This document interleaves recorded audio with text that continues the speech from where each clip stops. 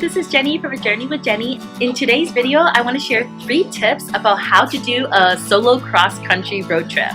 So for the last 2 weeks, I've actually driven cross-country from Boston to Toronto to Chicago, all the way to Jackson Hole, to Salt Lake City, Vegas, and then Los Angeles, totaling over 5,000 miles, over 100 hours driving by myself in my trusty little RAV4. And the tips I have for it is 1, plan your route but not too strictly. So what I mean by that is you should definitely plan out where the stops are that you plan on reaching. So for me, I knew I needed to get to Toronto by a certain time, by Chicago for a certain time, and that I was going to stop in different areas where I was going to be able to sleep overnight and meet up with friends. At the same time, you don't want to be too strict about when you need to reach a destination, because on my trip, I had 2 snowstorms which completely derailed my trip, made it so that I ended up much later than my original plan of where I was going to go, and had to take more stops along the way. And these are the things you can never predict, so you want to be able to loosely know what your destinations are, but not book things in advance so that you have to be at a certain place by a certain time. So tip number 2 is to have different tools handy. So some of the things that are really helpful for a cross-country road trip where there's long sections of the trip where there was no service, no Wi-Fi, no data, and I would be in a call and it dropped like 6 times. So things that you'd want is to actually load up your phone or something else that can connect to your USB, Bluetooth with your car, and have like Audible. So I had a couple books downloaded that I would listen to during times when I didn't have data. I had, I'm a real estate agent, so I had scripts that were downloaded so that I can practice script reading. And also, if you have like songs, you can download them onto your Spotify playlist so that you can play them without data.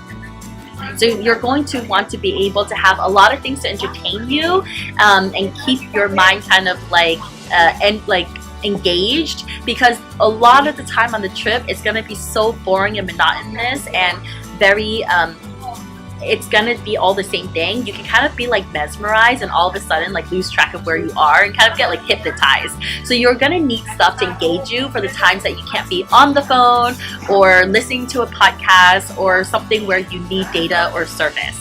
And tip number 3 is just to have a good attitude about everything and just go with the flow, because you just never know what's going to happen. So you will need to be comfortable with discomfort. So for example, during my road trip, I actually had a major highway closed because of an incoming snowstorm. So as a result, I actually had to take a completely different path to a completely different area that I wasn't anticipating taking, and it actually made me be in the national parks in the middle of the night, and there was, for a span of 2 hours, there was not a single rest stop. So I had to actually, at a certain point, because it was also a snowstorm, I just decided to pull over and take a nap and sleep in the middle of the national park. Luckily, I have my so other things that you'll want to do is just pack smart. So I had a sleeping bag, I have a thermos, I have different bottles of water and snacks and food and things that I would need, like a flashlight or a Swiss Army knife. You want to be prepared when you might have to just sleep in the middle of nowhere and have no resources around you. And there's a lot more that I could recommend for you, but in this brief video, I think those are the top 3 things. 1 is just to plan but not be too strict with your plan.